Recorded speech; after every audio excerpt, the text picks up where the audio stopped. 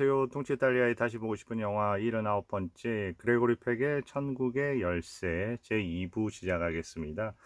1부 간단하게 도입하고요. 마지막 끝장면으로 영화를 잠깐 소개했잖아요.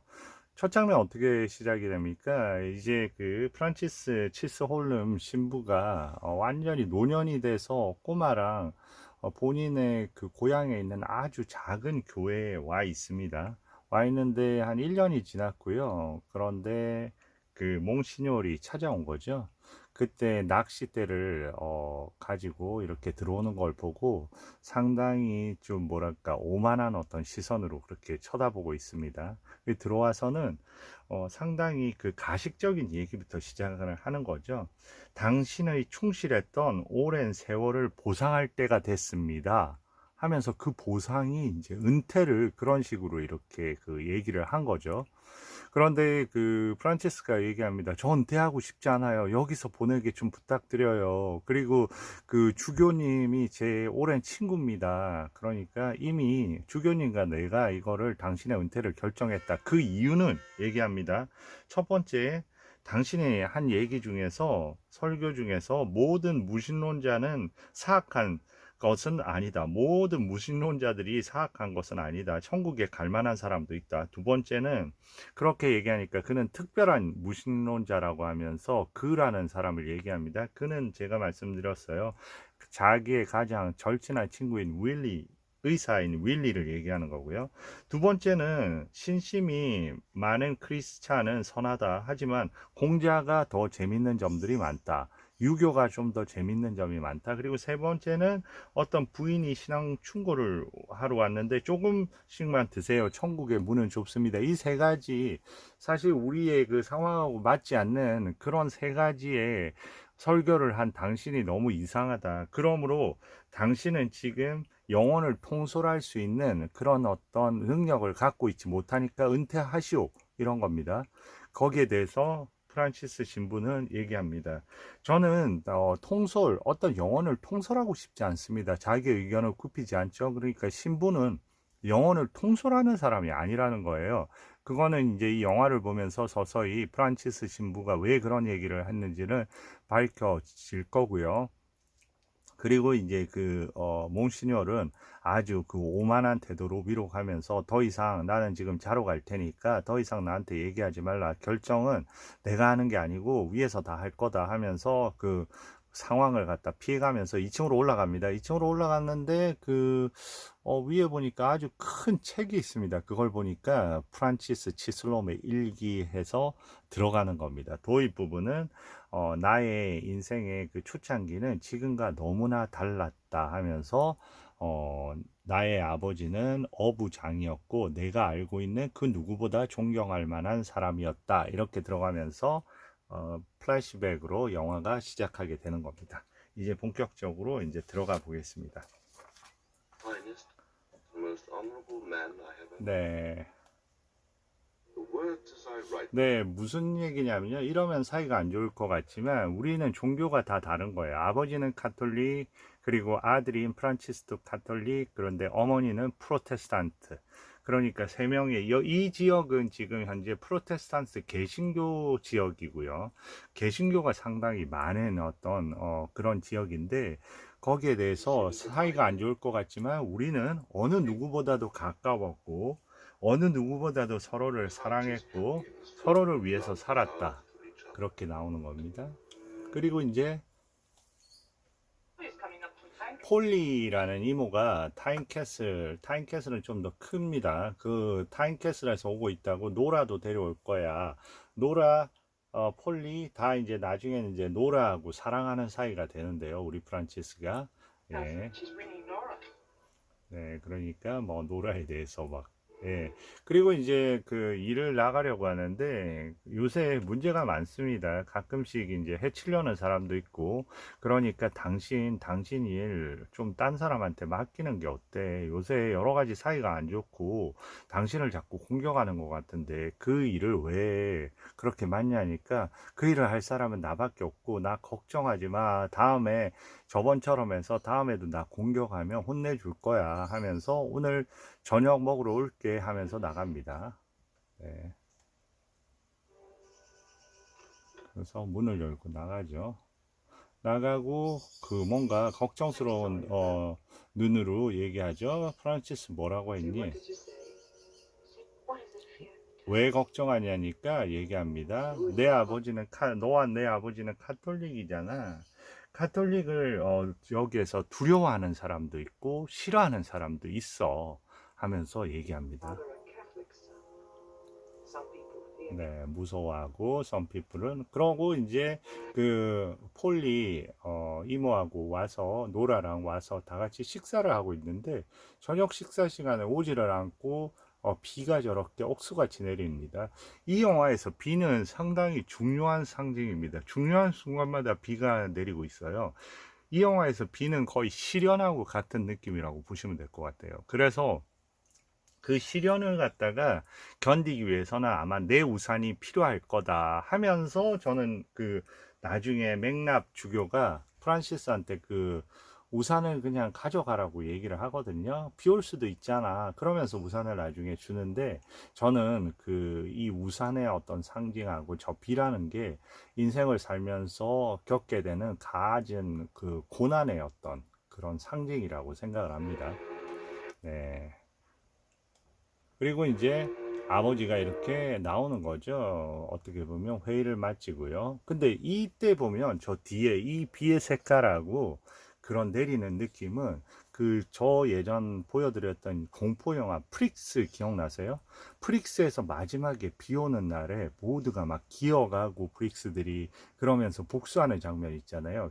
그때 내리는 비하고 저는 너무 유사한 것 같아요. 그리고 뒤에 저렇게 포진돼 있으면서 불쑥불쑥 나오는 사람들도 마치 프릭스 그런 부분을 좀 연상해요. 저렇게 뒤에서. 어떻게 느끼실지는 모르겠지만.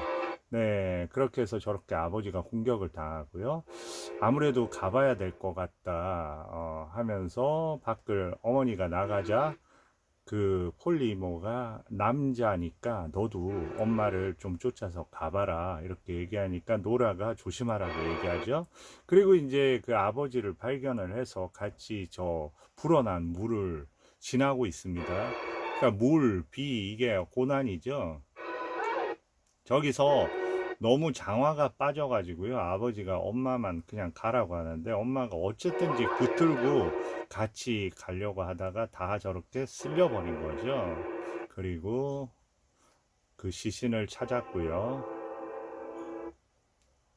그리고 난 저기에 들어갈 수 없어 그러면서 하고 나서 본인 혼자 너무 슬퍼하는 거죠. 순식간에 가족을 다 잃어버렸습니다. 그렇게 행복한 가정을. 어떻게 보면 여기에서 그 프란시스 신부는 누구보다도 많은 인생의 아픔을 사실 갖고 있는 사람이긴 해요. 그런데도 그런 거에 전혀 그 굴하지 않고 그런 부분에 어떤 그늘도 가지지 않고 네. 그리고 이제 바로 바로 어떻게 혈육 관계가 아니었지만 그 노라하고 그 폴리모가 같이 키워주게 됩니다. 그리고 금방 이렇게 성장을 한 거예요. 바로 성장을 해서 서로 사랑하는 사이가 됐고요. 저기 이제 보이는 저 인물이 누굽니까? 저 왼쪽에 키가 큰 인물이 나중에 앵거스 주교가 될 인물이고요. 그리고 오른쪽이 바로 이제 윌리 의사죠. No, we'll be standing here talking and you'll miss the train. 네, 그리고 이제 어디로 가냐면 학교로 가는 거예요. 근데 뭐라 얘기를 합니다. 노라는 자꾸 불안한 거예요. 너 자꾸 떠날 거잖아, 다시 와서. 그런데 어떻게 너를 두고 나 틀림없이 돌아온다니까 방학 때.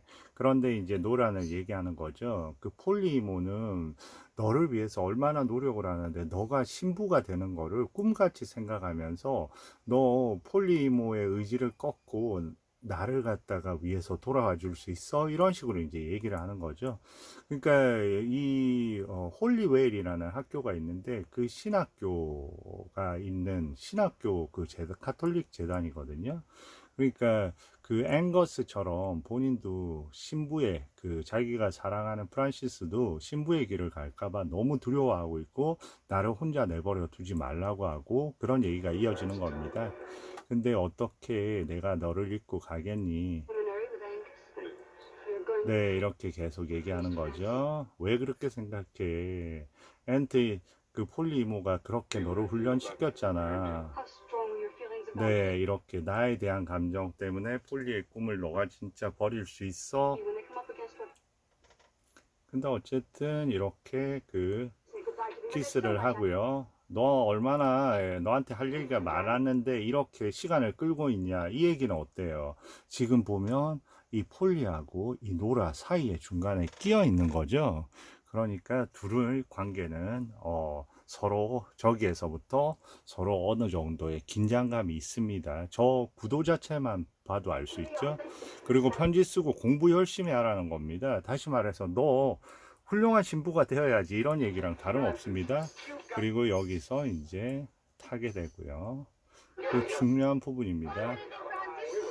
그런데 여기서 이제 갑자기 저 술병을 줍니다. 그 술병이 단순한 술병이 아니에요. 이 스코틀랜드 사람이고 위스키인데 그 의미가 여기서 드러납니다. 왜냐하면 그 술병을 다시 주는 이유가 앵거스가 얘기합니다. 너 이거 너 줘도 되겠어? 왜냐하면 가장 그 중요하게 본인의 그 종교가 없잖아요. 본인을 달래줄 거는 술밖에 없어서 술을 너무 좋아한다는 거 알고 있습니다. 그런데 이제 그 술병을 앵거스가 나한테 주다니 하는데 옆에 보고 있던 프란치스가 그 술병을 갖다 다시 던져줍니다. 그러니까 스코틀랜드 사람이 저렇게 그 좋아하는 얼마나 위스키를 좋아하는데 저 위스키를 갖다가 다시 창밖으로 내던지는 사람은 처음 본다 이렇게 얘기를 하는 거죠. 그러면서 그 우정을 갖다가 확인하는 거죠. 한번 던지는 장면 잠깐 보여드릴까요? 그거를 자 여기서 받았죠. 네, 그러면서 홀리웰 가면 거기에 뭐가 없을 거다. 그러니까 거기서 이거를 달래라 그러니까 얘기하잖아요. 당신의 하나뿐인 즐거움을 뺏고 싶지 않아요. 그런데 어때요? 저거를 네, 저렇게 던져주죠. 이게 어떻게 보면 엄청난 서로 간의 믿음이고 서로 간의 우정이고 서로 늘 앞으로 영화를 통해서 여러 가지 윌리하고 엄청난 대화가 오고 갈 건데 그런 대화 안에서도 말이 필요 없는 거죠. 서로의 어떤 행동으로 모든 거를 갖다 알 수 있는 그런 사이가 됩니다. 그리고 이제 왔죠. 네, 프란시스 돌아올 거라고 그렇게 얘기하니까 또 저렇게 폴리 이모가 얘기하는 거예요. 아마 안 돌아올 수 있어. 왜냐면 프란시스가 신학대에 갈 수도 있으니까 하면서 자꾸 얘기하는 거죠. 그는 훌륭한 아이예요. Fine boy. Fine church. 그러니까 그는 너무 하느님의 적합한 아이라고 너무 착한 아이고 그는 훌륭한 신부가 될 거라고 이렇게 그 폴리 이모는 믿는 거죠. 그랬을 때 보면 이 표정을 보세요. 노라의 표정.